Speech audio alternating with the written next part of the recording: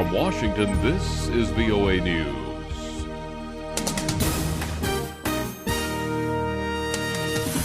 Coming up, a ceasefire in the Middle East. Also ahead, the Ebola outbreak in West Africa. Hello, everyone. I'm Steve Norman. United States and United Nations have announced that Israel and Hamas have agreed on a ceasefire. Stephane Dujarric is UN Secretary General Ban Ki-moon's spokesperson. This humanitarian ceasefire will commence at 8 a.m. local time on Friday, August 1st, 2014. It will last for a period of 72 hours unless extended. During this time, the forces on the ground will remain in place. We urge all parties to act with restraint until this humanitarian ceasefire begins and to fully abide by their commitments during the ceasefire. Hamas says it accepts the truce while Israel has not yet commented, but U.S. Secretary of State John Kerry and Mr. Bond say they have assurances that both parties agree to the unconditional ceasefire. 3 weeks of Israeli ground and air campaign in response to Hamas rocket attacks from Gaza have killed more than 1,300 Palestinians, most of them civilians. 56 Israeli soldiers and 3 civilians have died. An international team of investigators on Thursday managed to reach the crash site of the Malaysian Airlines Flight 17 for the first time since it was brought down by a missile 2 weeks ago. As fighting continues to rage on in eastern Ukraine, Ertugrul Abakan is the chief monitor of the OSCE Special Monitoring Mission in Ukraine. All parties were,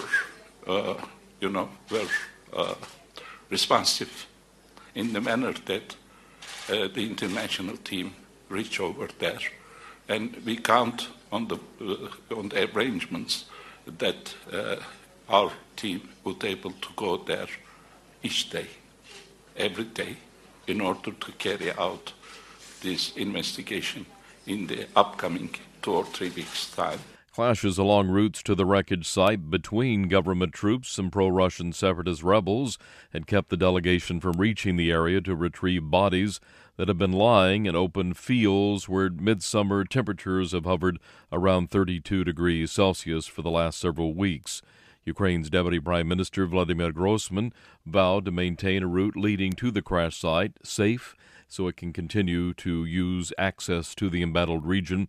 Plane was shot down on July 17th, killing all 298 passengers and crew, including 43 Malaysians and 195 Dutch. Now the latest on the Ebola outbreak. Here's Ann Look at the VOA West Africa Bureau. This is the worst outbreak of Ebola since the disease was discovered in 1976. But the strategy for fighting it is the same: containment. That means isolating the sick and monitoring those who have had contact with a sick person. Ebola spread into Sierra Leone and Liberia from Guinea in April.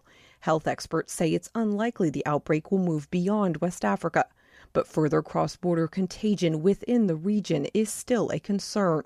Ebola has killed more than 700 people in Guinea, Liberia, and Sierra Leone since March.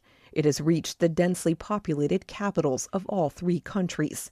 There is no cure for the virus, but available statistics show that just over a third of those infected during this outbreak have been able to fight off the infection. Ann Look, voanews.com. Secretary of State John Kerry met with India's finance minister Thursday during a visit aimed at boosting economic relations between the world's largest democracies. Mr. Kerry is in New Delhi to urge India to drop its opposition to global trade reforms that economists say would stimulate the world economy. Thursday was the World Trade Organization's deadline for adopting the reforms. Secretary Kerry said earlier this week that India's willingness to support a rules-based trading system would attract greater investment from the United States and around the world. U.S. electric car manufacturer Tesla Motors and the Japanese company Panasonic agreed to build the world's largest battery manufacturing plant. According to the deal signed Thursday, the plant, known as Gigafactory, will be built in the U.S. and be managed by Tesla, while Panasonic will supply equipment for the mass production of lithium-ion cells. I'm Steve Norman in Washington. That's the latest world news from VOA.